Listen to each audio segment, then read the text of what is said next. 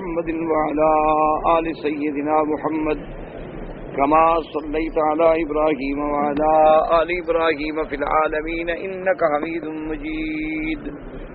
قال الله تبارك وتعالى في القرآن المجيد والفرقان الحميد: أعوذ بالله من الشيطان الرجيم. بسم الله الرحمن الرحيم. إذ قالت امرأة عمران رب إني نذرت لك ما في بطني محررا فتقبل مني إنك أنت السميع العليم.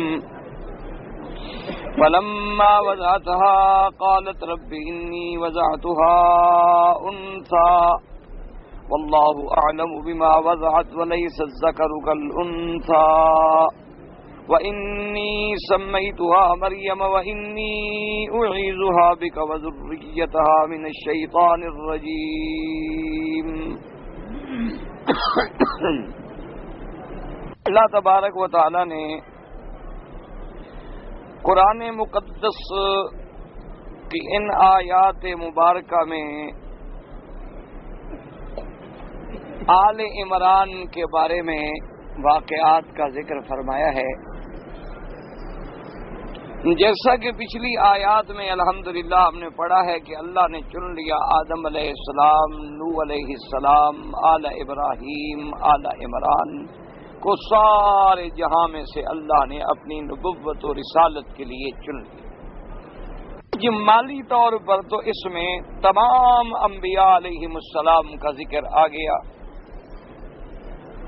کہ جب آدم علیہ السلام کا ذکر بھی آ گیا، نوح علیہ السلام کا ذکر بھی آ گیا، آل ابراہیم اور آل عمران کا ذکر بھی آ گیا، تو گویا اجمالاً تمام انبیاء کا ذکر آ گیا. اسی کے بعد اللہ نے فرمایا کہ ان کو ہم نے اپنی رسالت کے لیے، نبوت کے لیے چن لیا ہے. لیکن جو لوگ اللہ معاف فرمائے ان کے بارے میں اپنی جہالت کی بنا پر غلط عقیدے رکھتے ہیں، جیسے کہ نصرانیوں نے عیسیٰ علیہ السلام کے بارے میں خدائی کا عقیدہ رکھا، الوہیت کا عقیدہ رکھا، یا انہوں نے عیسیٰ علیہ السلام کے بارے میں ابنیت کا عقیدہ رکھا کہ وہ اللہ کا بیٹا ہے، تو ان سب کی بھی اللہ نے اس میں نفی کر دی کہ یہ میرے رسول تو ہیں، میرے نبی ہیں، یہ خدا نہیں. اسی طرح جو لوگ اللہ معاف فرمائے مسلمانوں میں بھی اپنی جہالت کی بنا پر یہ عقیدہ رکھتے ہیں کہ حضور صلی اللہ علیہ وسلم اللہ کی نور کا ایک ٹکڑا ہے، اور حضور صلی اللہ علیہ وسلم کی بشریت کا انکار کرتے ہیں، ان کی بھی اسی میں نفی آ گئی کہ بات کو سمجھو، یہ سب میرے رسول ہیں، میرے پیغمبر ہیں. جب یہ میرے رسول ہیں تو بھیجنے والا اور ہے اور آنے والے اور ہیں، یہ خدا کا جز نہیں.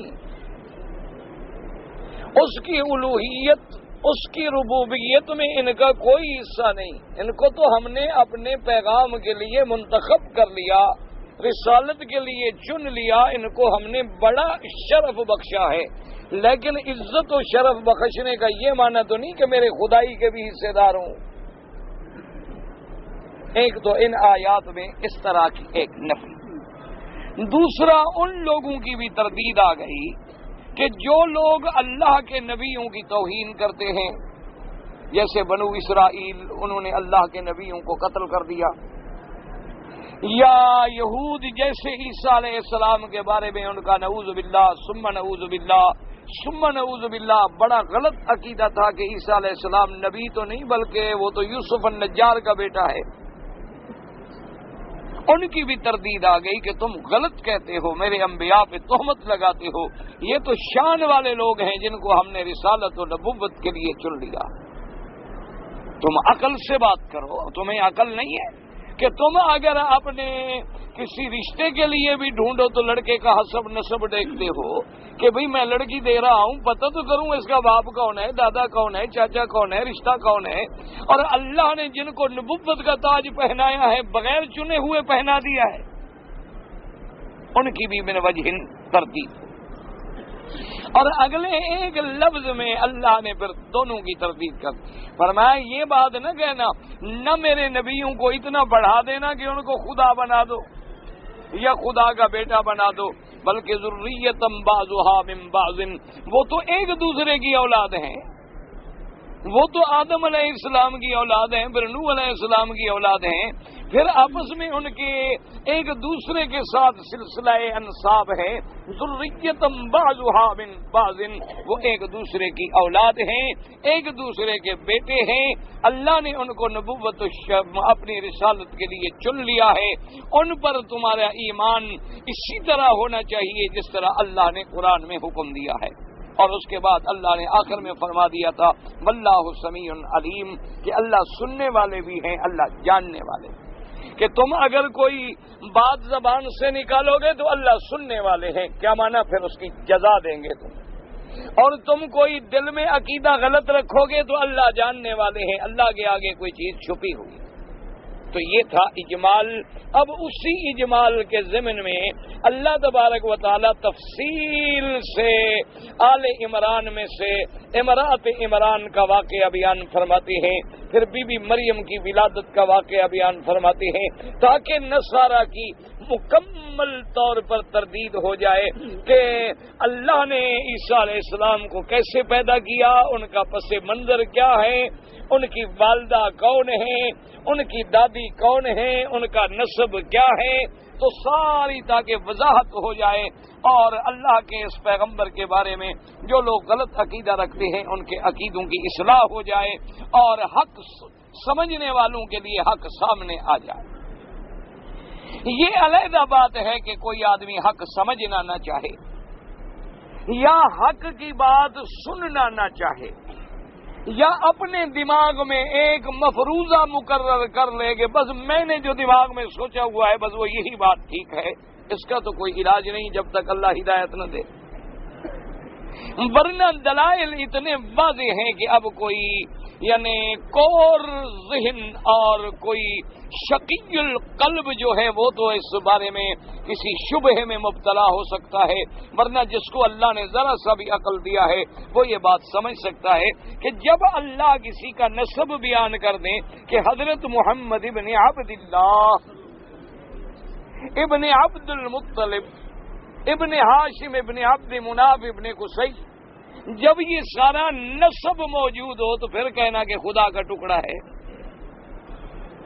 اس سے بڑی کوئی جہالت موجود ہے کہ جس کے باپ کا بھی موجود، دادا موجود، پردادا موجود، دادو حضرت اسماعیل علیہ السلام تک نسب کی لڑی موجود، یعنی حضور صلی اللہ علیہ وسلم سے لے کر حضرت اسماعیل اور حضرت اسماعیل پھر ولد ابراہیم آل ابراہیم میں آ گئے اور آل ابراہیم میں سے حضرت خلیل پھر سلسلہ جڑے گا حضرت نوح سے، حضرت نوح پھر سلسلہ جڑے گا حضرت آدم سے۔ تو جب یہ سارا نسب موجود ہے اس سارے نسب کا انکار کر کے بعد یہ کہنا کہ نہیں جناب بس اللہ کے نور ہیں بس، اب اس کا تو کوئی علاج ہے نہیں، اس کا علاج کسی بندے کے پاس تو نہیں ہے، اللہ کے پاس ہے کہ اللہ دلوں کو بدل دیں اور ہدایت عطا فرما دیں۔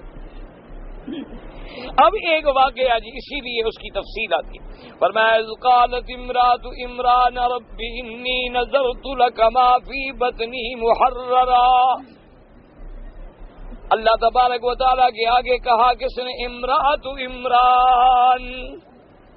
اور اسی میں ایک مسئلہ سمجھیں کہ اللہ نے عورت کو کتنا عظمت بخشی ہے، عورت کو کتنی عزت بخشی ہے کہ اللہ نے قرآن میں کسی جگہ عورت کا نام لینا بھی پسند نہیں فرمایا، الا بی بی مریم کا نام لیا گیا۔ مجبوری تھی کہ عیسیٰ علیہ السلام کا باپ کوئی نہیں، ان کی نسبت تو کرنی ہے نا کسی کی طرف۔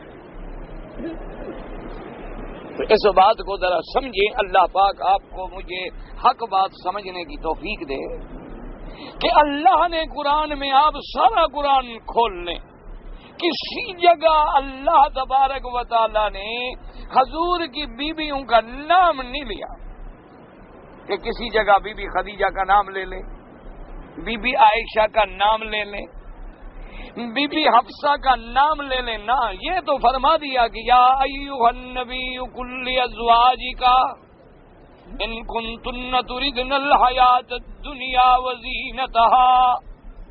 اے میرے مدنی صلی اللہ علیہ وسلم، میرے پیارے نبی فرما دیجئے اپنی بیویوں سے، ازواج کا، اپنی ازواج مطہرات سے نام نہیں لیا۔ کون سی بیویاں؟ نام کوئی۔ اچھا دوسری جگہ فرمایا یا ایھا النبی قل لازواجک وبناتک ونساء المؤمنین۔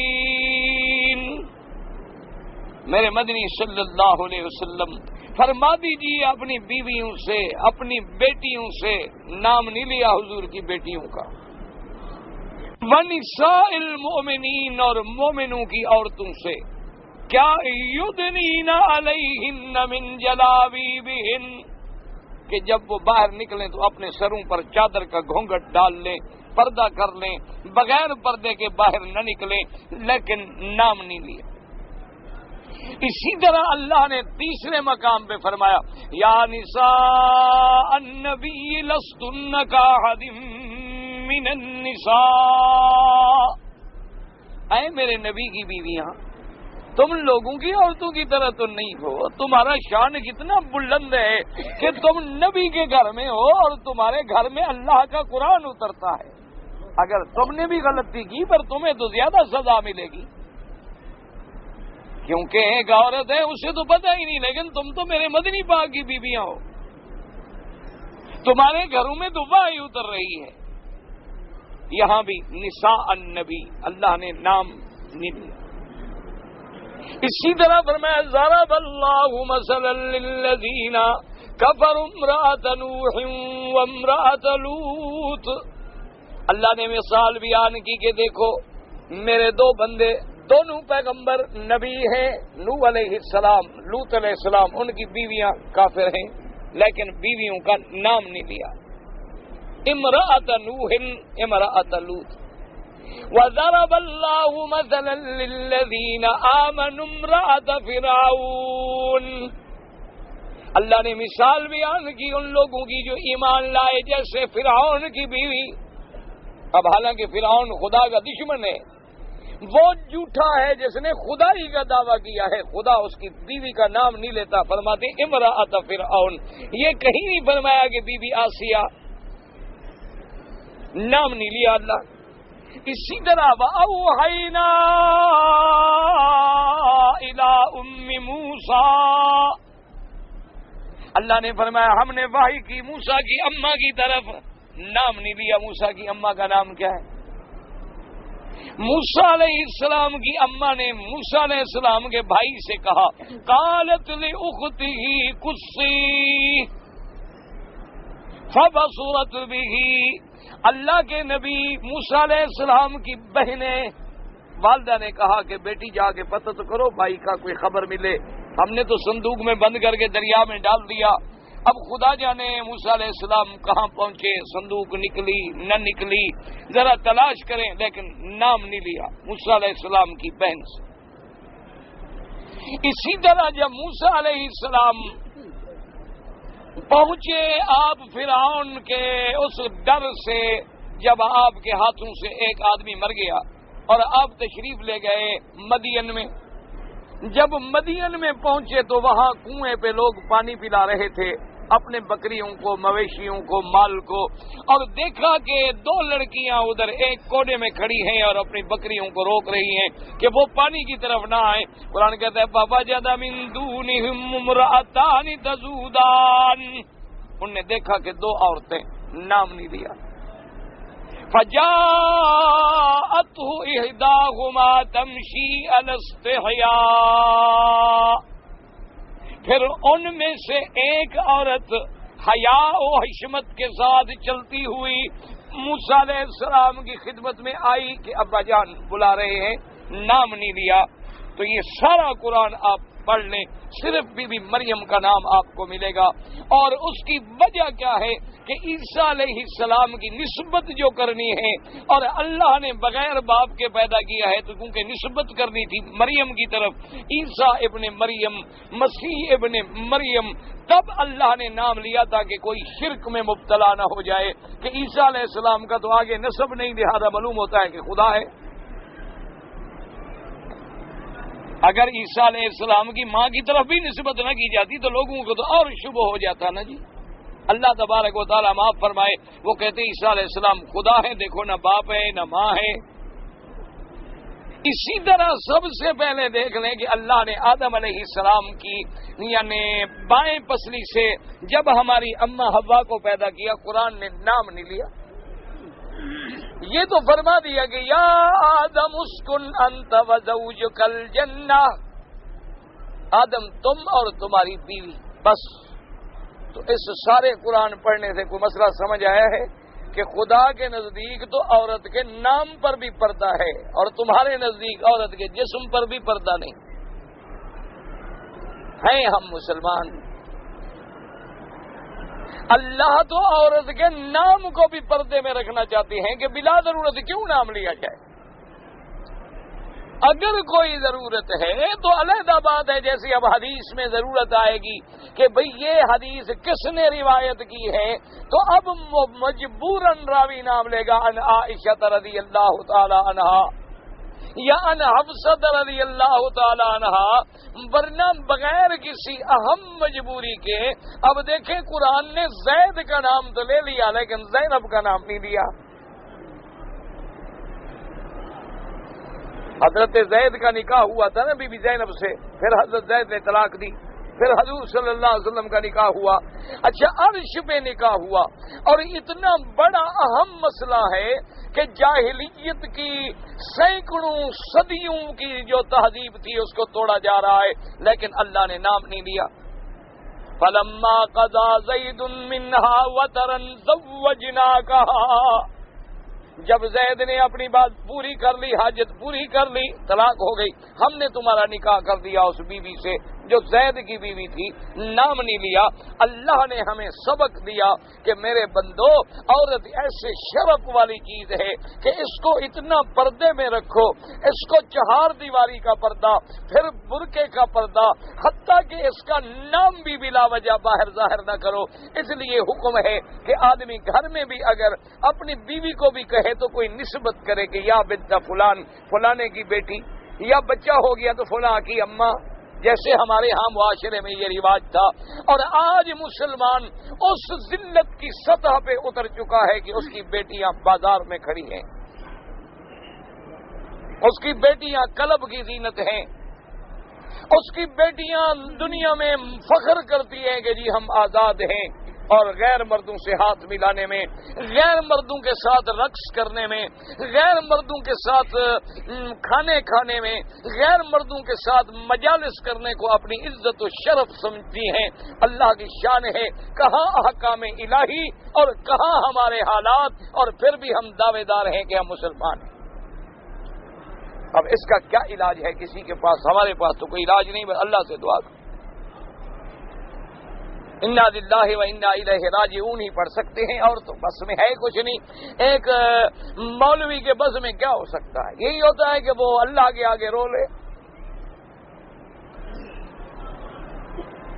یعنی آج کتنا معاشرہ بدل گیا کہ آج ہم مغرب کی تہذیب میں ایسے رنگے گئے، مغرب کی نکالی میں ہم آج ایسے رنگے گئے ہیں کہ آج بھی اگر کوئی عورت پردہ کرتی ہے، گھر میں رہتی ہے، غیر مردوں کے سامنے نہیں آتی تو وہ ہمارے نزدیک ایک بیکار، وہ بالکل دکیا نوسی کوئی پرانی بلا ہے.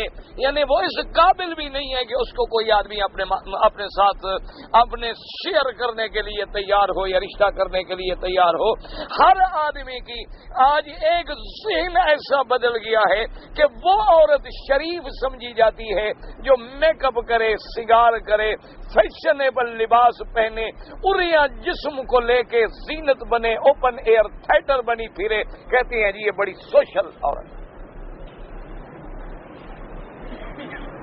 اب جب ہمارے روایات اتنی بدل جائیں، اتنا خلا ہو جائے، دیکھو نا جی، چھوٹا موٹا خلا ہو تو پر ہو جائے، جب خلا آسمان و زمین کے درمیان ہو جائے تو اس کو پر کون کر سکتا ہے؟ کہ روایات ہی بدل گئے، عادات ہی بدل گئے، شرافت کے معیار بدل گئے۔ یعنی پہلے دور میں شرافت کا یہ عالم ہوتا تھا کہ شرفاء کی لڑکیوں کے کسی نے دوپٹے بھی نظر نہیں ڈالی ہوتی تھی، اور والدین بڑے فخر سے کہتے تھے شادی کر کے کہ بیٹی آج ہمارے گھر سے ڈولی نکلی ہے اور اس دن تم نے گھر سے نکلنا ہے جب تمہارا جنازہ نکلے گا۔ یہ بات بڑے فخر سے مسلمان معاشرے میں کہی جاتی تھی۔ اور کوئی شریف باپ اگر کہیں اپنی بیٹی کا رشتہ دے دیتا تھا تو داماد کے گھر میں پانی پینا بھی اسے گوارا نہیں ہوتا تھا کہ یہاں میری لڑکی رہتی ہے، میں نے ان کو لڑکی دی ہوئی ہے، میں ان کے گھر میں قیام کروں، پانی پیوں، کھانا کھاؤں، کہیں ایسا نہ ہو کہ میں بیٹی کے بدل میں یا عوض میں کوئی فائدہ اٹھا رہا ہوں۔ شریف آدمیوں کے لیے یہ بات عیب شمار ہوتی تھی، اور وہ جاتے تھے، ملتے تھے، الٹا کچھ ہدیہ پیش کرتے تھے۔ یعنی پہلے تو اچھے لوگ تو اچھے ہیں نا جی، آپ حیران ہوں گے، مجھے ایک دوست نے واقعہ سنایا کہ چند سکھ ڈاکو تھے، سکھ تھے، کافر تھے، ڈاکو، ان کے ساتھ چند مسلمان تھے، جیسے ڈاکوؤں کے بھی گروپ ہوتے ہیں، شریفوں کے بھی گروپ ہوتے ہیں، گینگ ہوتے ہیں۔ تو ایک بستی میں انہوں نے ڈاکہ ڈالا، کامیاب ہو گئے، سب کچھ لوٹ لیا، اور لوٹ کے جب باہر نکلے تو ایک آدمی سے کوئی بات پوچھی تو اس نے بتلایا کہ بھائی یہ فلاں آدمی جو ہے نا، یہ فلاں چودھری کا لڑکا ہے اور فلاں پنڈ سے اس کا شادی ہوئی ہے۔ تو وہ جو ڈاکو تھے وہی کھڑے ہو گئے، انہوں نے کہا جی مال واپس کرو۔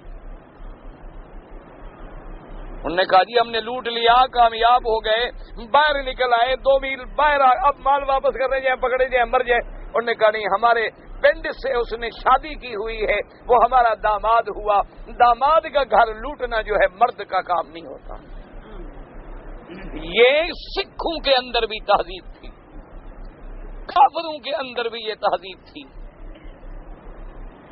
یعنی آپ اندازہ فرمائیں کہ آقا انعامدار خاتم الانبیاء، سردار دو جہاں، رحمت للعالمین، حبیب کبریا، آپ اگر بیعت فرماتے ہیں تو درمیان میں کپڑا لٹکا ہوا ہے، عورتیں اس طرف بیٹھی ہیں، میرا بدنی اس طرف ہے۔ آج نہ یہ بات پیروں میں باقی رہی، آج نہ یہ بات مولویوں میں باقی رہی، اور آج نہ یہ بات مسلمانوں میں باقی رہی۔ آج تو نعوذ باللہ ثم نعوذ باللہ ثم نعوذ باللہ لوگ فخر سے کہتے ہیں کہ جناب میری بیوی کے جی بڑے تعلقات ہیں، آپ آئے نا، میں بیگم سے کہہ کے فون کروا دوں گا، اور فخر کرتے ہیں کہ میری بیوی سوشل ہے، بڑے تعلقات ہیں اس کے، اور وہ جی بڑے بڑے لوگ، وہ جی سب میری بیوی کی خدمت میں حاضر ہوتے رہتے ہیں۔ اور تمہاری بیوی کوئی بزرگ ہے، بیعت کرنے آتے ہیں، تمہاری بیوی کوئی مفسر قرآن ہے، قرآن کا مسئلہ سمجھنے آتے ہیں، کیا کرنے آتے ہیں اس کے پاس؟ وجہ تعلق کی مجھے بتاؤ کیا ہے؟ اور بڑے فخر اسی لیے اکبر الہ آبادی اپنے دور میں رویا تھا کہ خدا کے فضل سے بیوی میاں دونوں معزز ہیں، اسے غیرت نہیں آتی، اسے غصہ نہیں آتا، دونوں شریف آدمی۔ آمد کے پہلو میں دوسری عورتیں رات کو ڈانس کرتی ہیں اور بیگم دوسروں کے باہوں میں جھولتی ہے، یہ ہماری تہذیب ہے، یہ تہذیب فرنگ ہے، اور اس تہذیب پہ اب کافروں نے بھی لعنت بھیجنی شروع کر دی ہے، لیکن مسلمان ابھی تک چمٹا ہوا، اب اس تہذیب سے کافر بھی تنگ آ گیا، اب وہ بھی تنگ آ گیا۔ کب تک؟ دیکھو نا جی، آخر آدمی کی کوئی حد ہوتی ہے، انہوں نے تو کپڑے اتار کے دیکھ لیا ہے نا، وہ تو اپنی آخری انتہاؤں کو چھو چکے ہیں، اب ان کو پھر لوٹ رہے ہیں، اب روحانیت کی تلاش ہے۔ آپ حیران ہوں گے، ہمارا مسلمان سینکڑوں کے حساب سے کافر ہو رہا ہے اور کفر سینکڑوں کے حساب سے روز اسلام میں آ رہا ہے، وہ بھاگ رہے ہیں اپنے کفر سے۔ اور سرگردان ہیں، پریشان ہیں اور اتنی حیران ہیں کہ آپ یعنی ابھی دیکھیں ایک کافر لڑکی مسلمان ہوئی جس نے پردے پہ کتاب لکھی ہے، اگر آپ پڑھیں درد دل کے ساتھ تو میرے خیال میں وہ آدمی ناممکن ہے کہ وہ اس کی کتاب پڑھ کے روتا نہ رہے۔ اس نے کہا کہ مجھے پردہ کرنے کے بعد جو سکون ملا ہے، جو اطمینان ملا ہے، جو طمانینت قلب ملی ہے، جو راحت مجھے ملی ہے، میں تو سوچ نہیں سکتی کہ اسی اتنی صرف چادر اوڑھنے میں اللہ نے کتنی بلائیاں رکھی ہیں۔ تو اب دیکھیں جناب، اللہ نے نام نہیں لیا، کیا فرمایا؟ اذ قالت امرأۃ عمران، اللہ نے فرمایا کہ عمران کی بیوی نے، بیوی کا نام کیا ہے کوئی پتہ نہیں۔ اور آج کل تو ہم جتنے بڑے زیادہ شرفاء ہیں ان کی بیویوں کے نام سارا جہان جانتا ہے، اور جتنا نام زیادہ جانتے ہوں وہ اتنا شریف ہے۔ اللہ تبارک، کئی بیٹیاں ہم سے سوال لکھ کے پوچھتی ہیں کہ مولوی صاحب ہمیں بتائیں، خامد کہتا ہے بال کٹواؤ اور پردے کے بغیر میرے ساتھ بازار میں گھومنے چلو، مجھے بتاؤ شریعت کیا کہتی ہے؟ آپ ایسے شرفاء ہیں مرد، اپنی بیویوں کو جبر کر کے کہتی ہیں کہ بال کٹوائیں اور بازو ننگے رکھیں، دوپٹہ گلے میں بطور فیشن کے جھولتا رہے اور باریک ترین لباس پہنا ہوا ہو تاکہ بلب کی لائٹ پڑے یا سورج کی تو پورا بدن نظر آ جائے، اور بغیرت شوہر ساتھ ہوتا ہے، بڑا خوش ہوتا ہے کہ کیسی خوبصورت بیوی ہے میری۔ اور اللہ کے نبی نے پتہ ہے کیا فرمایا ہے ایسی عورتوں کے بارے میں؟ یہ میں نہیں کہتا، میری کیا طاقت ہے، میں تو ایک 1.5 ٹکے کا انسان بھی نہیں ہوں، میرے مدنی کا فرمان بھی سن لیں۔ فرمایا اذا تعطرت وتبخترت، اگر کوئی عورت خوشبو لگا کے، زینت کا لباس پہن کے، میک اپ کر کے، سنگار کر کے بازار میں باہر نکلے تو فرمایا یہ عورت زانیہ عورت کے حکم میں ہے، چاہے زنا نہ کرے۔ نبی یہ فرماتا ہے، تم اس کو معزز سمجھتے ہو، ہم کیا کریں؟ حضور نے فرمایا جو عورتیں اپنے یہ بال چنتی ہیں، باریک کرتی ہیں کہ میرے مہگاں جو ہیں وہ تلوار کی طرح نظر آئیں، اور اپنے بالوں کو بناتی ہیں، بالوں کو کٹواتی ہیں، یا چھوٹے بال ہیں تو وگیں لگا کے بڑھاتی ہیں، اللہ کے نبی نے فرمایا ایسی عورتوں پر اللہ کی اور محمد مدنی کی لعنت ہوتی ہے۔ اب جناب حضور فرماتے ہیں وہ ملعونہ ہیں، اس پہ اللہ کی لعنت ہے، اور ہمارے نزدیک وہ معززہ ہے۔ اب ہم حضور کی بات مانیں یا آپ کی جو آپ عقل فیصلہ کریں۔ حضور صلی اللہ علیہ وسلم نے فرمایا کہ یہ بھی علامات قیامت میں سے ایک علامت ہے، ایک زمانہ آئے گا عورتیں اپنے بال ایسے بنائیں گی جیسے اونٹ کی کوہان ہوتی ہے۔ 1400 سال پہلے، کیوں آج کل بیوٹی پارلر والے جو ہے نا جی، وہ دیکھتے ہیں نا قد چھوٹا ہو تو بال اونچے کر دیتے ہیں کہ لمبی نظر آئے، نیچے کچھ ایڑی اونچی پہنا دیتے ہیں کہ کچھ 1 انچ ایڑی اونچی ہو جائے گی، 2 انچ بال اونچے ہو جائیں گے تو 5-6 انچ کا تو قد نظر آئے گا نا لمبا۔ 1400 سال پہلے میرے مدنی پاک نے فرما دیا، 1400 سال پہلے۔ اور یہ جو ناخن پالش لگاتے ہیں یہ معمولی سی بات ہے، ایسے سرخ رنگ لگا دیا تاکہ ویسے عام لوگوں کو یہ کہتے ہیں کہ جی یہ سرخ رنگ جو ہے خطرے کی علامت ہے، پتہ نہیں یہ خطرے کی علامت ہاتھوں پہ کیوں آ گئی ہے، خامند ڈرے یا لوگ ڈرے؟ ہم نے خون میں انگلیاں ڈبوئی ہوئی ہیں، پتہ نہیں یہ آخر کیا حسن ہے اس میں۔ اگر یہ رنگ جناب اوپر لگا ہوا ہو اور عورت ناپاک ہو جائے، غسل نہیں ہوتا، وضو نہیں ہوتا، جب غسل نہیں ہوتا تو نماز، آپ کہیں مولوی صاحب مسئلہ کس کو بتا رہے، ہم پڑھیں گے ہی نہیں، ان کو مسئلے بتائیں جو نماز پڑھتے ہوں، ہمارے تو باپ دادے نے کبھی نہیں پڑھی، ہم پاگل ہو گئے ہیں کہ نماز پڑھیں۔ ہمیں تو وی سی آر سے فرصت نہیں ملتی، آپ نماز کی باتیں کر رہے ہیں، تو ہماری طرف سے ڈرامہ کون دیکھے گا، ٹی وی کون دیکھے گا؟ نماز میں لگ گئے ہم۔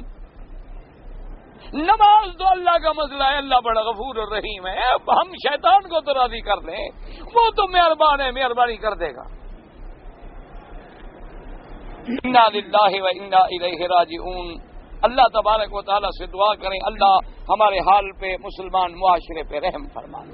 بس اب دعا کریں، اب آخری وقت آ گیا ہے، امت پہ تیری آ کے عجب وقت پڑا ہے، جیسے کہ شالی نے کہا تھا نا کہ اے خاتم رسول اللہ وقت دعا ہے، امت پہ تیری آ کے عجب وقت پڑا ہے کہ اب امت محمد مصطفیٰ ہے، لیکن اعمال وہ ہیں کہ انگریز بھی ہمیں دیکھ کے ہم پر طعن کرتا ہے کہ یہ مسلمان ہے۔ اب کافر ہمیں نعوذ باللہ انگلیاں اٹھاتا ہے، ہم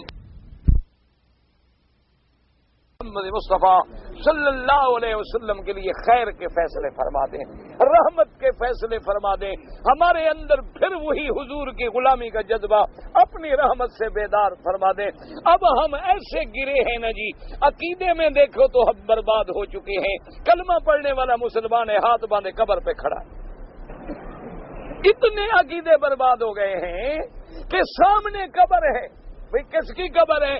او جی حضرت داتا کی قبر ہے۔ کس کی قبر ہے؟ بابا فرید کی قبر ہے۔ کس کی قبر ہے؟ ہم حضرت خواجہ غریب نواز کی قبر ہے۔ قبر پہ بھی کھڑا ہے، آنکھوں سے دیکھ رہا ہے کہ وہ فوت ہو گئے، قبروں میں دفن ہو گئے، پھر بھی کہتے ہیں جی ہماری مدد کرو۔ یعنی عقل کی تباہی کا یہ عالم ہے، ماتم کرنے کی بات ہے کہ نہیں؟ اور اللہ کے بندے جو اپنی زندگی نہیں بچا سکے، اپنی حیات کی حفاظت نہیں کر سکے، اپنی موت کو ذرا پیچھے نہیں کر سکے کہ 5-10 سال اور نیکی کا کام کر لیں، وقت پہ موت آ گئی، قبروں میں دفن ہو گئے، ان کی قبریں ہم نے اپنے ہاتھوں سے بنائی، اوپر روضے ہم نے بنائے، لیکن جب وہ نیچے چلے گئے تو ہمارے مشکل کشا ہو گئے۔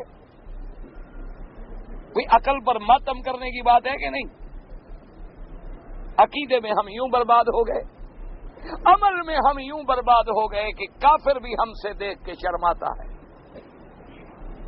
اور ہمارا جو اچھا طبقہ تھا مولوی اور پیر کا، وہ بھی حرص و ہوس اور دولت کے چکر میں ایسا مبتلا ہوا کہ اس نے بھی اپنے راستے بدل لیے۔ اس کے سامنے بھی اب دولت ہے، حرص ہے، ہوس ہے، کرسی ہے، کاریں ہیں اور مزے ہیں اور سارے دنیاوی مفادات ہیں۔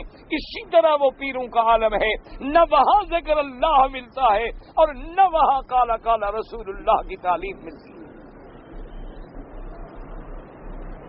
ہم نے پھر مدارس اور مساجد بنانے تھے، مسجدوں کو ہم نے اکھاڑا بنا دیا کہ یہ مسجد فلاں مولوی کی ہے، یہ فلاں پارٹی کی ہے، یہ فلاں پارٹی کی ہے، یہ فلاں پارٹی کی ہے، یہ فلاں پارٹی کی ہے۔ اللہ کی مسجد پورے ملک میں ایک بھی نہیں ملتی۔ مدارس تھے لاکھوں میں چند ہیں جو دین کی بات کر رہے ہیں، باقی ہم نے گزران العلوم بنا لیے کہ رسیدیں چھپوا لی اور جناب 5-10 مولویوں سے سرٹیفکیٹ لے لیے کہ جناب یہ بڑے غریب ہیں، مسکین ہیں، یتیم ہیں، بڑے مستحق ہیں، اور سارے ملک میں چندے پر بھاگتے رہے، بھیک مانگتے رہے۔ ایسے مولویوں کو بھی میں جانتا ہوں جو باہر دنیا میں جا کے شراب کی دکانوں سے بھی چندے لیتے ہیں، ان کو پتہ نہیں ہے کہ یہ آمدنی حرام ہے، اور ثمن الحرام حرام، حرام چیز کا بیچنا بھی حرام ہے، نفع بھی حرام ہے۔ وہ چندہ لے کے جب ایک مسلمان کے بیٹے میں جائے گا، تمہارا کیا خیال ہے وہ عالم بنے گا؟ سوال ہی پیدا نہیں ہو سکتا۔ حرام کھانے سے کبھی آدمی عالم نہیں بنتا۔ عالم تب بنے گا جب، اسی لیے کسی نے حضرت وکیع سے جا کے درخواست کی، طالب العلم نے، کہ حضرت میرا حافظہ کمزور ہے، مجھے بات یاد نہیں رہتی حدیث پاک رسول کی، میں پڑھ دیتا ہوں لیکن بھول جاتا ہوں۔ تو وہ بڑا ایک مشہور شعر ہے ہمارے طالب العلموں میں کہ شکوت الی وکیع سوء حفظی فاوصانی الی ترک المعاصی، کہ جب میں نے ان کو شکایت کی کہ میرا حافظہ خراب ہے، انہوں نے کہا گناہ کرنا چھوڑ دو، حافظہ ٹھیک ہو جائے۔ اسی لیے علماء نے کتابوں میں لکھا ہے کہ کتنے بڑے بڑے طالب العلم ہم نے دیکھے کہ ضیع العلم فی افغاز النساء، کہ انہوں نے اپنے علم جو تھے عورتوں کی پنڈلیوں میں کھو دی۔ یہ ضروری نہیں کہ زنا میں کھو دیے، اپنی بیوی میں بھی ہر وقت لگا رہے گا تو پھر قرآن حدیث تھوڑا یاد رہے گا۔ حضرت علامہ انور شاہ کاشمیری رحمت اللہ علیہ جو بہت بڑے محدث گزرے اور اپنے دور کے ماشاءاللہ عظیم عالم، عظیم محدث، اور جن کا حافظہ جو ہے امام بخاری رحمت اللہ علیہ کے بعد یادگار تھا کہ 40 سال پہلے کوئی کتاب دیکھی تھی وہ بھی نہیں بھولی۔ 40 سال پہلے اگر کوئی کتاب حضرت کی نظر سے گزری تو وہ بھی حضرت کو یاد تھی۔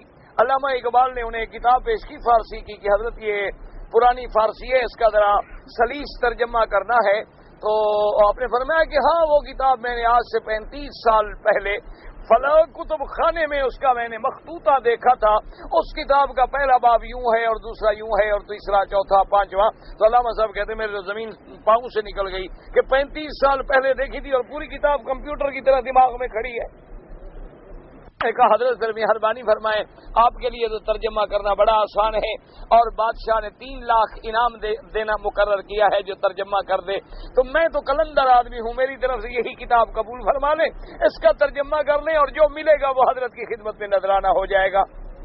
تو آپ نے فرمایا اقبال کیا کہتے ہو، میں 3 لاکھ روپے کے لیے اپنے نانا کی حدیث پڑھانا چھوڑ کے بادشاہوں کی بات کے ترجمے کرتا پھروں؟ یہ لوگ تھے، ان کی شادی ہو گئی تو ان کے ہم زمان لوگ جو تھے، دوست تو سب کے ہوتے ہیں نا، ان کے برابر کے جو لوگ تھے، ساتھی تھے ان کے، انہوں نے دوسرے دن حضرت کو چھیڑا۔ انہوں نے کہا کہ حضرت آپ کی شادی ہو گئی، 2 دن سے آپ الٹا ہم سے چھپتے پھرتے ہیں، کوئی شادی کرنے کے بعد پتہ نہیں آدمی کو چھپنے کی کیا ضرورت پڑ گئی ہے، آپ ہمیں ذرا بتائیں کیسے شادی ہوئی، کیسے سہاگ رات تھی، کیا گزری؟ تو شاہ جی کی آنکھیں سرخ ہو گئیں اور فرمایا خدا کی قسم ہے اگر میرے نانے کی سنت نہ ہوتی تو میں کبھی شادی نہ کرتا۔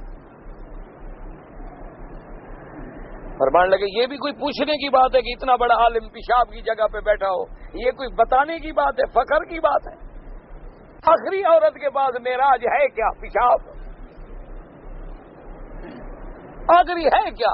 بڑی مہربان ہوئے تھے بھانڈا کھول کے پیشاب دا بھی کھام دیے، یہی کر دے گی نا۔ فرمایا اسی بات کے پوچھنے کے لیے میرے پیچھے پڑے ہوئے، یہ بھی کوئی بتانے کی بات ہے؟ یہ تو مدنی کی سنت ہے، میرے نانے کی سنت ہے، میں نے تعمیل کر لی ہے تاکہ سلسلہ دنیا کا ہے۔ اسی لیے بی بی عائشہ فرماتی ہیں کہ مجھے اس رب قدیر کی قسم ہے جس نے مجھے پیدا کیا ہے، میں نے اپنے مدنی پاک کا بدن نہیں دیکھا اور نہ حضور نے میرا بدن دیکھا، بس اللہ کا ایک حکم ہے، پورا ہو گیا۔ تم تو دودھ پی رہے ہو بیویوں کے، پھر بھی مسلمان ہو، عاشق رسول بھی ہو، ماشاءاللہ انگوٹھے بھی چومتے ہو، سبحان روز مسئلہ پوچھتے ہیں جی دودھ اندر چلا گیا، میں نے کہا شکر ہے ابھی تم دودھ پہ پہنچے ہو، آ رہے ہو نیچے پیشاب تک بھی آ جاؤ۔ دیکھو جی اب منہ سے اتر آیا ہے نا بندہ نیچے، آخر پھر نیچے ہی آئے گا۔ جب تم نے انگریز کی اتباع کرنی ہے تو وہ پیتے ہیں تم بھی پیو گے، وہ چاٹتے ہیں تم بھی چاٹو گے، وہ اگر کتوں والا کام کریں تم بھی کرو گے، یہ تو میرے نبی کا فرمان ہے، لَتَتَّبِعُنَّ سُنَنَ مَنْ كَانَ قَبْلَكُمْ۔ میرے نبی نے فرمایا جو کچھ پہلے کافروں نے کیا ہے میری امت بھی وہی کرے گی۔ اگر انہوں نے ماں سے زنا کیا ہے تو میری امت میں بھی ماں سے زنا آئے گا۔ آج ہے کہ نہیں ہے؟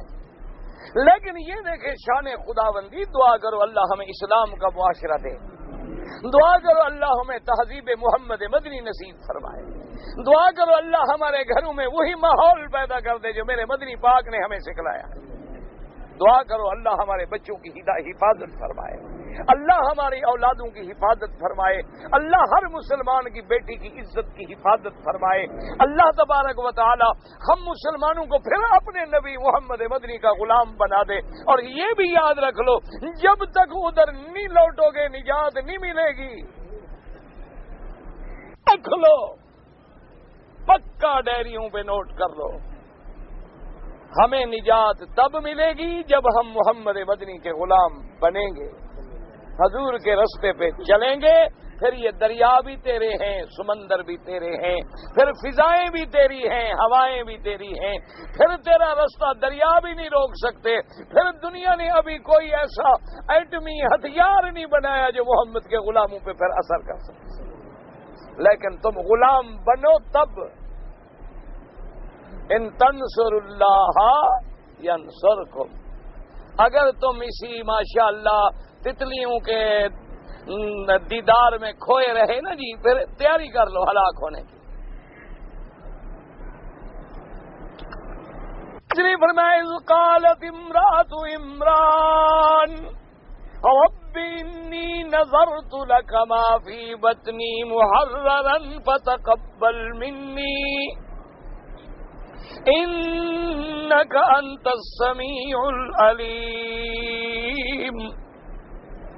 بی بی عمران کی عورت نے اللہ سے درخواست، وجہ پتہ ہے کیا تھی؟ کہ بی بی کو اولاد نہیں ہوتی تھی۔ اللہ نے قرآن میں اس واقعے کو ذکر نہیں فرمایا، کیونکہ قرآن تو ایسی بات کرتا ہے نا جو اہم ہو، بنیادی بات ہو، کوئی قصے کہانی کی کتاب تو نہیں کہ تفصیلات بیان کرے۔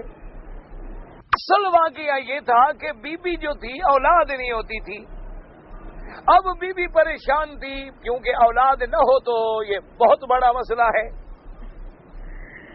بہت بڑا مسئلہ ہے۔ اللہ پاک کسی کو بھی لاولد نہ بنائے، اللہ پاک سب کو اولاد دے، جن کو دی ان کی صالح بنائے۔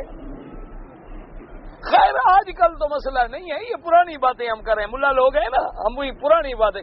آج کل تو بیبی ٹیوب کے مسئلے ہیں، اپنا نہ ہو تو کسی اور کا انجیکشن ڈلوا لیا۔ آج کل تو کوئی پرابلم ہے ہی نہیں، نہ بھی ہو تو کسی کا بچہ اڈاپٹ کر لیا، بس بچہ ہو گیا۔ لیکن جو اپنی اولاد ہے، یاد رکھو اللہ صالح بنائے پھر اولاد جیسی نعمت کوئی نہیں، اولاد بری ہو تو اس جیسا پھر عذاب کوئی نہیں۔ اس لیے دعا کریں اللہ سب کی اولادوں کو صالح بنائے۔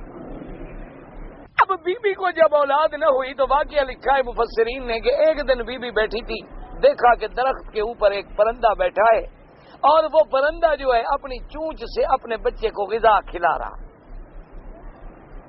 پرندے ہوتے ہیں نا جی، وہ چونچ سے منہ میں ڈالتے ہیں۔ اب بی بی نے جو دیکھا تو بی بی کا دل پسیج گیا اور رو پڑی، کہنے لگی مولا دیکھیں ایک پرندہ ہے، وہ بھی اپنی بچوں کے ساتھ خوشیاں منا رہا ہے، میں تو تیری بندی ہوں انسان۔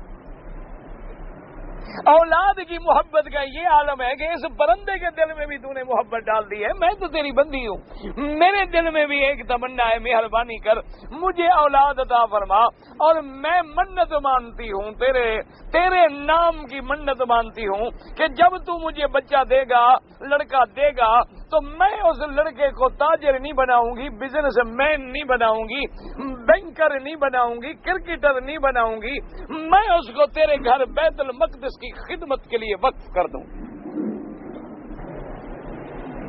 مہربانی فرما، میں منت مان رہی ہوں۔ اس سے مسئلہ بھی سمجھ لیں کہ منت ماننا جائز ہے، منت مانی جائے کہ میرا فلاں کام ہو جائے جائز، ویسے ضروری نہیں، یہ بھی سمجھو منت ماننا ضروری نہیں، بلکہ حضور نے فرمایا کہ لوگ منت مان کے اپنے ذمے خود چیز لگا لیتے ہیں جو اللہ نے ان کے ذمے نہیں لگائی۔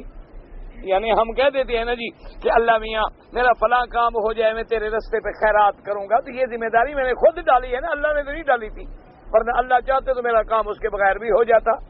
تو فرمایا اس کے دو فائدے ہوتے ہیں کہ ایک تو بخیل کا مال کسی نہ کسی طرح نکل جاتا، کیونکہ بڑے سے بڑا بخیل بھی ہونا منت مان لے تو پھر پوری کرتا، اور خاص طور پہ منت اگر پیروں کی ہو وہ تو بالکل پوری ہوتی ہے، وہ تو جناب ذرا آگے پیچھے نہیں ہو سکتی، آگے پیچھے ہو تو پیر خود پہنچ جاتے ہیں منت پوری کرانے۔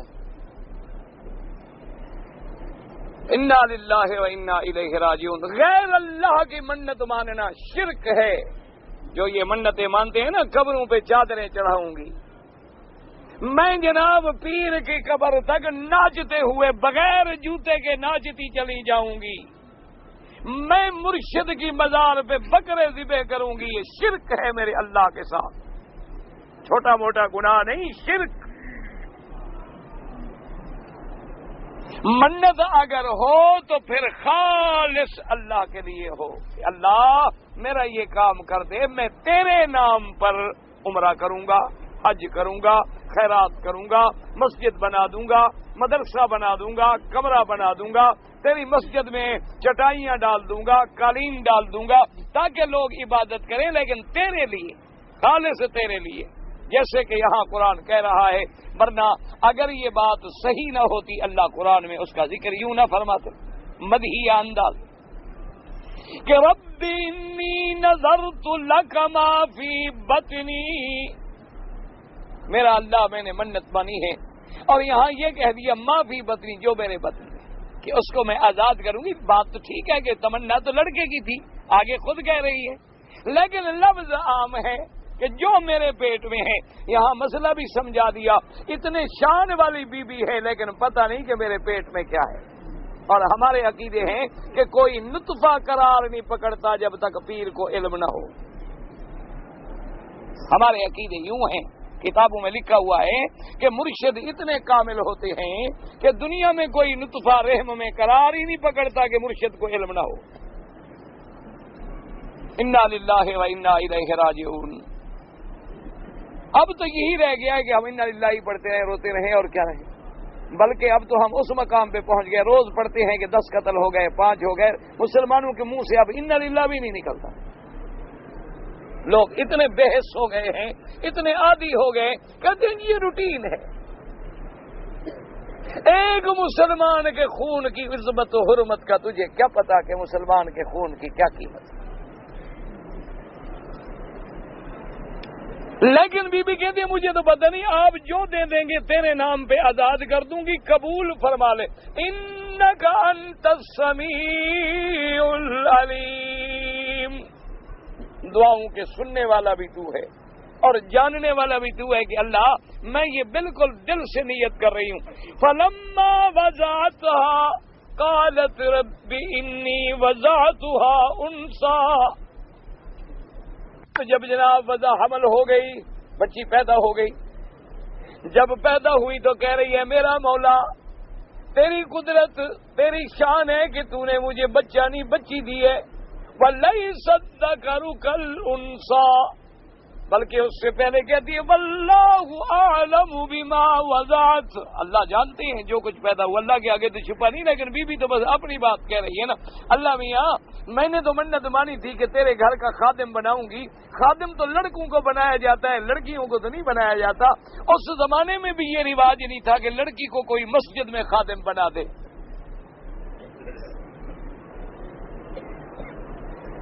اور اس کے بعد صاف کیا کہتی ہے وَلَيْسَ الذَّكَرُ كَالْأُنثَىٰ، میرا اللہ میں نے جو بچی جینی ہے آپ جانتے ہیں کہ لڑکا جو ہے وہ اور چیز ہے، لڑکی جو ہے وہ اور چیز ہے، کوئی لڑکا لڑکی کے برابر تو نہیں ہو سکتا۔ یہ کون کہہ رہی ہے؟ بی بی مریم کی اماں، میں نہیں کہہ رہا، تمہارے نزدیک تو لڑکی افضل ہے نا، یہ قرآن کہہ رہا ہے۔ اللہ پاک واقعہ بیان فرما رہے ہیں کہ لڑکا جو ہے، عورت کتنی اونچی ہو جائے وہ مرد کا مقابلہ نہیں کر سکتی، کیونکہ اگر عورت مرد کے مقابلے پہ ہوتی تو خدا ایک آدھا تو عورت کو نبی بنا دیتے۔ 1,24,000 نبی میں ایک عورت کو بھی نبی نہیں بنایا گیا، آخر کوئی بات تو ہے۔ اور اس ساتھ یہ بھی کہہ دیا وَإِنِّي سَمَّيْتُهَا مَرْيَمَ، اور میرے اللہ میں نے اپنی بیٹی کا نام مریم تجویز کیا۔ مریم مانا عبادت کرنے والی، عابدہ، زاہدہ۔ ایک تفاعل ہوتا ہے کہ ہم اچھے نام رکھیں۔ آج کل تو یہ روایات بھی بدل گئے، آج تو مسلمان لوگ نام رکھتے ہیں، کوئی رکھتا ہے سوزی، کوئی رکھتا ہے روزی، کوئی رکھتا ہے می، کوئی کہتا ہے پتہ نہیں سوزان، کوئی پتہ نہیں کیا کیا نام۔ ایک مولوی نے مجھ سے کہا میری لڑکی ہوئی ہے حضرت نام تجویز کریں، میرا دوست ہے میں نام نہیں لیتا، اس کو بات پہنچے گی ناراض ہو جائے گا۔ اچھا پہلے بھی راضی تو کوئی نہیں، پہلے بھی مولوی ناراض ہیں، وہ کہتے ہیں تم ہمارا بڑا نقصان کرتے ہو۔ تو بہرحال کہنے لگا جی میری بچی ہوئی ہے تو آپ نام تجویز کریں۔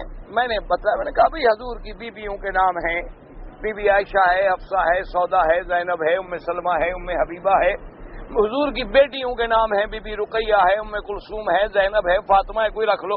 کہنے لگا کہ نہیں جناب، بات یہ ہے کہ آپ کی بھابھی جو ہے نا وہ ماڈرن ہے، کوئی ماڈرنائز نام تجویز کریں، آپ کی بھابھی بڑی پڑھی لکھی عورت ہے، یہ تو پرانے نام ہیں۔ میں نے کہا پھر ایسا کرو کہ مونا لیزا رکھ لو۔ پھر ناراض ہو گیا۔ میں نے کہا مولوی صاحب اب میں کیا کروں، خدا بندہ یہ تیرے سادہ دل بندے کہاں جائیں کہ درویشی بھی عیاری اور سلطانی بھی عیاری۔ میں اگر حضور کی بیویوں کے نام بتاتا ہوں وہ دقیانوسی نام ہے، اگر نیا نام تجویز کرتا ہوں کہتے ہو طنز کرتے ہو، بتاؤ میں کیا کروں۔ بس جی آپ تو ناراض ہو گئے۔ میں نے کہا چلو ٹھیک ہے فی امان اللہ، جب مولویوں کے گھر کا یہ حال ہو تو تمہیں میں کیا تقریر کروں، جب ہمارا حال یہ ہو گیا ہے کہ ہم اپنی لڑکیوں کے نام انگریزی رکھنا چاہتے ہیں۔ اور آج کل تو خیر ماشاءاللہ باقاعدہ ضرب تقسیم دیتے ہیں کہ جی باپ کا نام کیا ہے، ماں کا نام کیا ہے، عدد نکالو۔ نجومی کے پاس جاتے ہیں، یہ نام موافق آئے گا کہ نہیں آئے گا، یہ نام بھاری ہے یا پتلا ہے یا ہلکا ہے، پتہ نہیں، نام کو تولتے ہیں، کوئی میزان لے آئے ہیں۔ ابھی تک کافروں نے بھی ایسا کوئی الیکٹرانک میزان نہیں بنائی جس میں نام وزن کیا جائے، لیکن کہتے ہیں جی میرا نام بھاری ہے، مجھے فلاں نے کہا ہے نام بدل دو تو بیماری چڑھی جائے گی۔ ماشاءاللہ، پھر ہسپتال نہ کھلواؤ، وہاں ایک آدمی کھڑا کر دو، بیمار کا نام بدلتا جائے۔ جو بیمار داخل ہو نا جی اس کو کا نام بدلو، بھائی نام بدلو گے بیماری تمہاری ٹھیک ہو جائے گی۔ تو بی بی کا نام جو اللہ نے قرآن میں ذکر کیا، وَإِنِّي سَمَّيْتُهَا مَرْيَمَ، کہ عبادت کرنے والی۔ اچھا دوسری بات کیا کی، وَإِنِّي أُعِيذُهَا بِكَ وَذُرِّيَّتَهَا مِنَ الشَّيْطَانِ الرَّجِيمِ، اور میرا اللہ میں اس بی بی کو بھی اور اس کی آگے اولاد کو بھی تیری پناہ میں دیتی ہوں، انہیں شیطان کے حملے سے بچا لینا۔ میرا اللہ میری بیٹی کی عزت کی حفاظت کرنا، میرا اللہ میری بیٹی کو شیطان کے حملوں سے محفوظ کر لینا، میرا اللہ صرف میری اس بی بی مریم کو نہیں، آگے جو اس کی تو نسل بنائے اس کی بھی حفاظت کرنا۔ پہلے مائیں یہ دعا کرتی تھی، اب دعا کرتی، اب کیا دعا کرتے ہیں؟ اب جو دعائیں کرتے ہو تمہیں بھی پتا ہے، مجھے بھی پتا ہے، کیوں؟ اب تو شیطان سے تعلق ہو تو ترقی ہوتی ہے نا، اس کے بغیر تو ہوتی نہیں۔ اور پھر میرے مدنی پاک نے فرمایا یاد رکھو جب بچہ پیدا ہوتا ہے ہر بچے کو شیطان مس کرتا ہے، چھیڑتا ہے، اور بچے چیختے ہیں، روتے ہیں، لیکن اللہ نے ایسی دعا قبول کی عمران کی بیوی کی کہ اللہ نے بی بی مریم کو اور پھر بی بی مریم کی اولاد حضرت عیسیٰ کو شیطان کے مس سے بھی محفوظ رکھا۔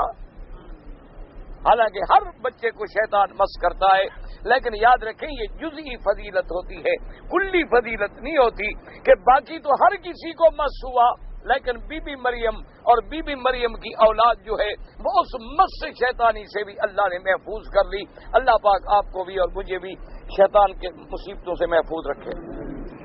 ہمارے یہاں جب کوئی مر جاتا ہے تو 3 دن کے بعد جو ہے دعوت کرتے ہیں تمام رشتہ داروں کو، جسے آپ کل کہتے ہیں، یہ خالص ناجائز۔ سمجھ آ گئی یہ بات؟ وجہ یہ ہے کہ اولاً تو یہ بدعت ہے، دوسری بات یہ ہے کہ اگر مرنے والے کے مال سے کرو تو جب تک اس کے سارے وارث جمع ہو کر مال کو تقسیم کرنے کے بعد اجازت نہ دیں، جائز نہیں۔ اگر ایک آدمی کرے تو وہ شرم و شرمی کرے گا، دل کی تمنا سے تو کرتا نہیں ہے، اور اسلام میں اس کا کوئی حکم نہیں۔ یہ جتنی جمعراتیں ہیں، جلیسویں ہیں، کل ہیں، یہ خالص بدعات ہیں۔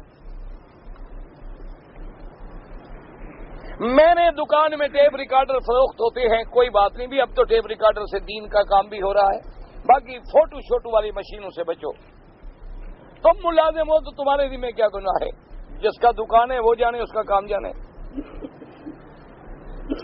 کہتے ہیں جی جب آدمی عمرہ کر کے فارغ ہوتا ہے اس نے بال منڈوانے ہیں عمرے کے بعد، ضروری ہے کہ وہ حرم کے قریب جو دکان ہے، بھائی تم خود اتار لو، گھر چلے جاؤ کہیں اتار لو، یہ تھوڑا ہے کہ دکان اس لیے بنی ہے کہ یہ وہ دکان والے مسئلہ بتاتے ہوں گے نا، کرایہ انہوں نے بھی تو نکالنا ہے نا۔ ایک آدمی گھڑی فروخت کر رہا تھا، اصل قیمت 250 ریال تھی، میں نے اس کو 100 ریال میں خریدا، بعد میں مجھے خیال آیا کہ اتنی سستی اس نے دی ہے، پتہ ہے یہ چوری کی ہو، تو بہرحال تمہیں شبہ پڑ گیا ہے تو شبہ والی چیز سے اجتناب کریں، اس آدمی کو ڈھونڈ لیں، اور اگر نہ ملے تو بہتر ہے تم اس کو صدقہ ہی کر دو، اگر ملے تو واپس کر دو، کیوں شبہ ہو گیا، اب اللہ کو پتہ ہے۔ اچھا ایک خیال یہ بھی کرو، آج نقلی گھڑیاں بھی آ گئی ہیں ماشاءاللہ، اصلی جو ہے نا، ایک آدمی نے مجھے خود دکھائی، اس نے کہا جی اصلی 55,000 ریال کی ہے اور نقلی تھی 500 ریال کی۔ میں نے کہا ابھی یہ ہاتھ میں پہن کے دھوکہ دینے والی بات ہے، مہربانی کرو مجھے تو معاف کرو، کیونکہ لوگ دیکھیں گے اسے کہیں گے مکی صاحب کی نقلی پہن سکتا ہے، اصلی پہنی ہے، اس کا مطلب ہے کہ میں بھی تو دھوکہ دے رہا ہوں نا پھر لوگوں کو۔ تو میں نے کہا اس کو میں تو نہیں لیتا، اور پھر ویسے کمپنی کو بھی دھوکہ ہے کہ ان کے نام پر نقل بنائی جائے۔ سنت مؤکدہ، اچھا عین کے ساتھ ہے مؤکدہ، ماشاءاللہ، مؤکد اللہ کے بندے حمزے کے ساتھ لکھا جاتا ہے تاکید سے، تو وہ ہے کہ جو حضور نے اغلباً پڑھی ہوں کبھی نہ چھوڑی ہوں، غیر مؤکدہ ہوتی ہے کبھی پڑھی کبھی نہ پڑھی، حدیث صحیح ضعیف، تو جب حدیث پڑھو گے سمجھ لینا۔ اب آدمی کی شادی ہو جاتی ہے تو اس کا ایمان مکمل نہیں ہوتا، شادی ہونے سے مکمل ہوتا ہے، شادی نہ ہو تو کہتے ہیں آدھا ہوتا ہے۔ بہرحال شادی سنت ہے، ایمان بغیر شادی کے بھی ہے۔ پیشاب کرنے کے بعد قطرے رہ جاتے ہیں، کافی دیر کے بعد نکلتے ہیں، آپ ہر نماز کے لیے نیا وضو کریں، اگر وہم ہے تو وہم چھوڑ دیں۔ پتھر انگوٹھی میں پہنتے ہیں کوئی حرج نہیں، نفع نقصان کا مالک نہ سمجھو، بس زینت کے لیے پہن لو کہ بھئی ہاتھ میں اچھا لگتا ہے، بس یہ نہ کہو کہ جی یہ عقیق پہنو گے تو یہ ہوگا، تو فیروزہ پہنو گے تو یہ ہوگا، الماس پہنو گے تو یہ ہوگا، اور نیلم پہنو گے تو یہ ہوگا، اور زرکون پہنو گے تو یہ ہوگا، یہ جاہلیت والی بات۔ طرح کر کے بال خود کاٹ سکتے ہیں، بالکل کاٹ سکتے ہیں۔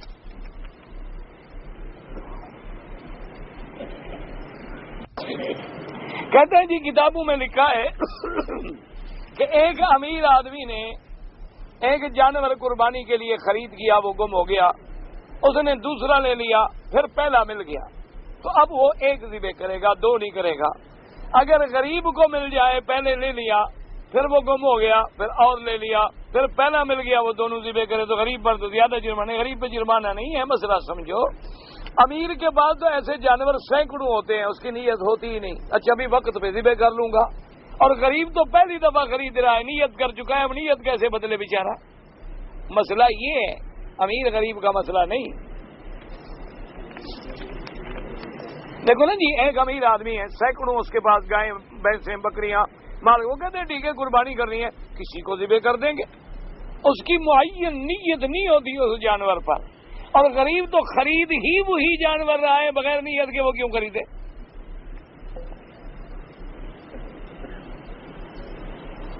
ایک عورت نے عمرہ کر لیا، صفا مروہ دوڑ رہی تھی، 3 چکر لگائے کہ حید آ گیا، وہ پورا کر لے اسی حالت میں، اگر نہیں کیا تو پھر دم پڑ جائے گی۔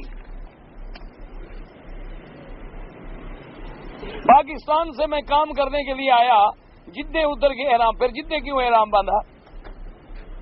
پھر تم کام کے لیے آ رہے تھے، کچھ بھی نہ کرتے؟ اللہ کے بندے، دم پڑ گئی، لاکھ بہانے بناؤ، کچھ کرو، دم ہے۔ راستے میں احرام خراب ہو گیا، مکہ پہنچا، صبح کی نماز کا ٹائم ہو گیا، میں نے احرام کھول دیا، شلوار قمیض پہن لی، ماشاءاللہ، نماز پڑھ لی، دوبارہ احرام باندھ لیا، خیر میں رہے، پھر جلدی سے بدل لیا تو کوئی حرج نہیں۔ کعبہ سے لپٹنا چومنا حجر اسود کو، لپٹنا ملتزم پر، باقی جگہ پہ نہیں۔ ایک بھائی نے عورت کو طلاق دے دی، جب عدت گزر گئی تو اس کے دوسرے بھائی نے شادی کر لی، کوئی بات نہیں، طلاق دینے کے بعد اب عورت اجنبی ہے، کوئی شادی کرے۔ 2 بہنوں کے ساتھ نکاح جائز ہے نہیں جائز؟ عمرہ مکے میں کیا، بال میں نے جدے میں کٹوائے، دم تو نہیں پڑے گی، لیکن آئندہ ایسی غلطی نہ کریں، خلاف سنت ہے، حضور پاک نے بال حرم میں کٹوائے ہیں، لہذا بال آدمی کو حد حرم میں کٹوانے چاہیے۔ مجھے یہ پتہ نہیں آپ نے کس لغت میں لکھا ہے، پڑھا ہی نہیں جاتا۔ اب بھائی اتنا بڑا میرا جھگڑا بیوی ہو گیا، میرا بیوی سے جھگڑا ہو گیا، میں نے غصے میں طلاق دے دیا، میں یہ حنفیوں سے مسئلہ نہ پوچھو، فائدے میں رہو گے۔ سمجھ آ گئی؟ حنفیوں کے یہاں بڑا سخت مسئلہ ہے. تم اپنے علاقے کے عالم سے پوچھو یا دارالفتاء سے مسئلہ پوچھو. حنفیوں کے نزدیک بڑا سخت مسئلہ ہے، تمہارا گھاٹا ہوگا. میں تمہارا گھاٹا نہیں کرنا چاہتا. اللہم صلی علی سیدنا محمد وعلی آل سیدنا محمد وبارک وسلم. یا اللہ یا رحمان یا رحیم یا حی یا قیوم یا ذی الجلال والاکرام. یا الہنا الہ کل شیء الہ واحد لا الہ الا انت. یا الہ العالمین، عالم اسلام پہ اپنی رحمت نازل فرما. یا اللہ بے حیاؤں کو حیا عطا فرما. یا اللہ بے دینوں کو دین عطا فرما. بے اولادوں کو اولاد عطا فرما. جن کی اولاد ہے ان کو صالح بنا. بیماروں کو شفا عطا فرما. بے روزگاروں کو روزگار عطا فرما. قرض داروں کے قرض عطا فرما. یا اللہ مجاہدین کشمیر بوسنا ہرسک شیشان کی قدم قدم پہ نصرت فرما. یا اللہ مسلمان ہندوستان میں ہیں، بنگلہ دیش میں ہیں، برما میں ہیں، اراکان میں ہیں، شیشان میں ہیں، بوسنیا میں ہیں، افغانستان میں ہیں، جس ملک میں ہیں، عرب میں، عجم میں، ان کی جان مال آبرو عزت کی حفاظت فرما. یا الہ العالمین حرمین الشریفین اور اس بلد اللہ الامین کو قیامت تک ہر فتنے سے محفوظ فرما. یا اللہ جو اس بلد کے خلاف فتنے کا ارادہ کریں اپنی قدرت سے دفع فرما. یا اللہ پاکستان میں قرآن و سنت کا قانون نافذ فرما. یا اللہ کراچی کے مسلمانوں پہ رحم فرما. یا اللہ مسلمانوں کی جان مال کی حفاظت فرما. یا اللہ ہمارے گناہ معاف فرما دے اور اپنے عذاب رفع فرما. اللہم ربنا آتنا فی الدنیا حسنۃ وفی الآخرۃ حسنۃ وقنا عذاب النار. اللہم فرج ہم المہمومین ونفس کرب المکروبین واقض الدین عن المدینین.